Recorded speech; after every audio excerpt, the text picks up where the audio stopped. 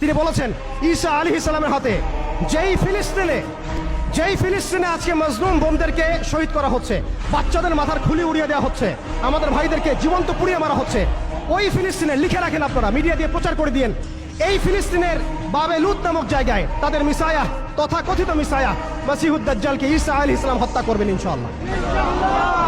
পৃথিবীর কোন শক্তি, কোন ন্যাটো, কোন ইউনাইটেড নেশনস, কোন ইউরোপিয়ান ইউনিয়ন, কোন IMF, কোন ওয়ার্ল্ড ব্যাংক, কোন সাম্রাজ্যবাদী শক্তি এই ভবিষ্যৎবাণীকে ঠেকাতে পারবেন আপনি ওদেরকে চেষ্টা করতে দেন।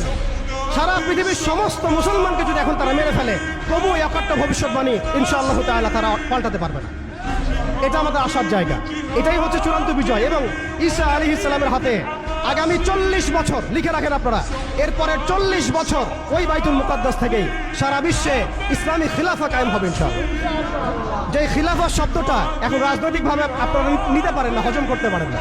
আমি জানি আপনারা জানেন না, অনেকেই এটা অজ্ঞতার কারণেও হতে পারে, তারা হয়তো জানেন না, আমরা জানাতে এসেছি।